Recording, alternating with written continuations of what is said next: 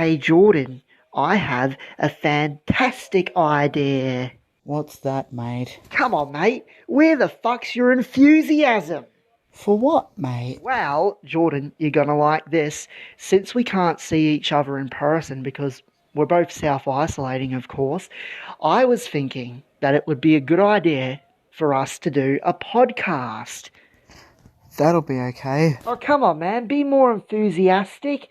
You should be jumping up and down like a kangaroo and going, woohoo! A podcast! That's fucking hilarious.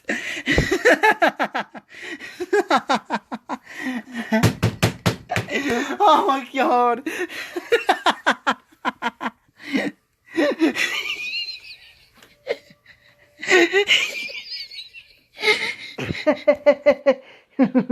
So, Jordan, how have you been coping during the lockdown?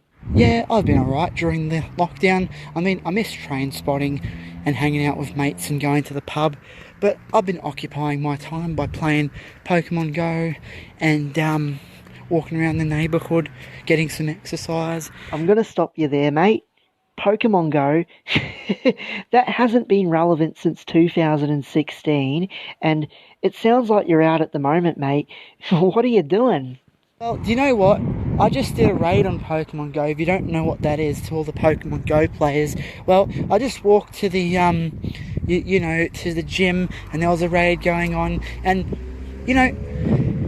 there was about like 6 or 7 other cars there, and a few other people, around to do the raid, and then we moved up to the next one, and I used up a few raid passes, and then I was like, oh, I've got no more raid passes, so I'll just go and look around for other stuff and get extra points. Well, that doesn't sound like you're being social distancing, mate. Going out the Pokemon Go raids. We do social distance when we do that, when we play Pokemon. It's like the 1.5 metre rule. Don't come near me, cunt. I can't wait for the lockdown restrictions to loosen in Victoria. Then that means that you can come to my house and we can get drunk again, like the good old days. Well, in saying that, Monday's the big day. Are you ready for it, mate? Because I sure as hell am. It's the day when the lockdown restrictions are going to be loosened in Victoria, and we'll be allowed to go out and gather in certain groups and do shit. Because I've been waiting for this day for nearly 2 fucking months. Because, staying at home drives me nuts. Oh man, it's really good that Tez and Mav are back on YouTube because, man, it's been a long time since we've done a video together. Well, aren't you and me just a couple of pissheads? Like, we've had our adventures. I'm blackout drunk when I've either got a traffic cone on my head or I'm dragging a traffic bollard down the street. Good old times, brought to you by Trent and Jiorden. Stop right there, Trent and Jiorden. I got a message for everybody out there. Come down to the Big Jim Sausage Factory and ask for the Big Jim special. Wait, hang on a second, you're not the real Big Jim. I'm the real Big Jim. You're a fucking imposter, mate. Well, just like everyone else in the world, I did check out Tiger King to see what all the fuss was about. I still think that it's pretty funny that those YouTube pranksters interviewed Carol Baskin and she thought it was a real interview. Yeah, that was fucking hilarious. She thought that she was being interviewed for Jimmy Fallon, and the pranksters use sound boards of Jimmy Fallon talking to make it look real, and she fell for it. But that Joe Exotic guy from Tiger King, oh man, he was a real crazy motherfucker. Yes, Joe Exotic was crazy. Well, now he's rotting in jail. But he was definitely the most entertaining character on the show.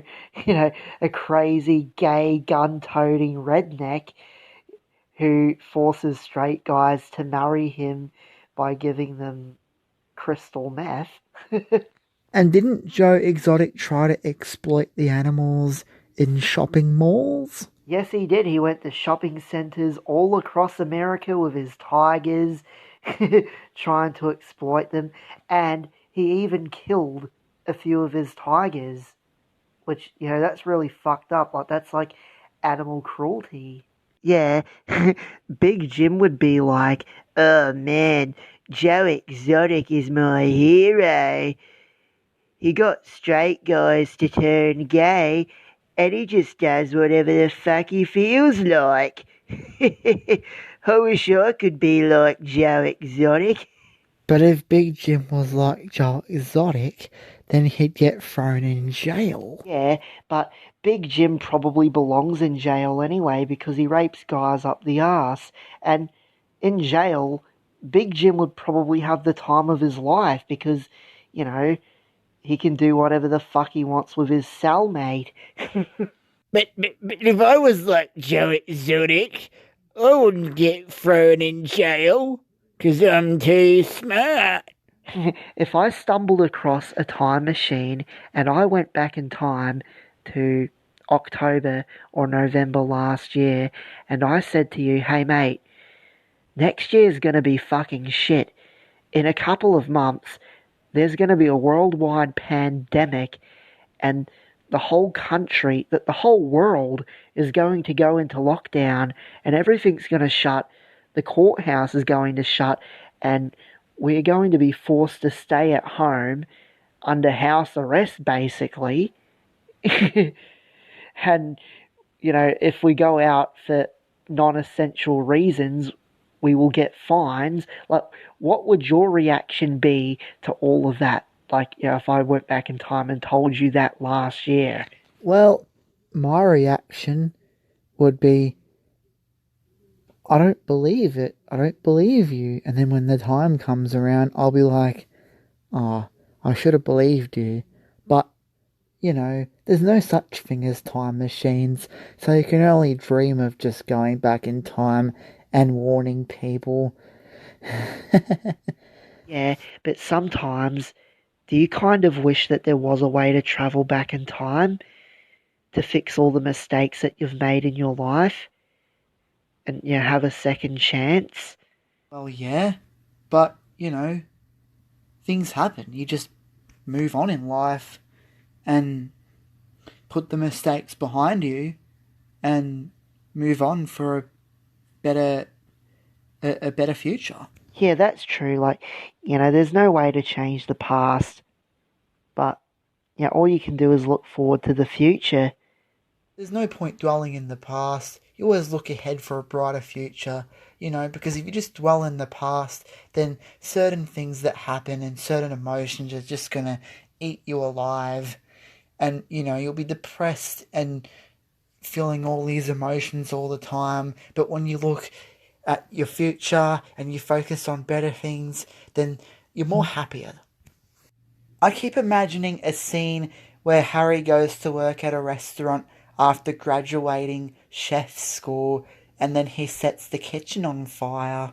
And then Harry's like, "What did I do?" Because he thinks that setting the kitchen on fire and causing thousands of dollars of damage isn't doing anything wrong. Yeah, imagine if Harry had a cooking show. G'day and welcome to the show. I'm here with Chef Harry Liston, and what are you cooking today? I'm cooking dog's balls, and it's gonna be tasty. I'm gonna throw them in the deep fryer, badoo. Okay, tasty fried dog's balls in a deep fryer. That's exactly right. Yeah, if Harry was a chef, he would be like the Swedish chef from the Muppets. A potato head. If Harry was a chef, he'd be worse than the Swedish chef from the Muppets. Potato head.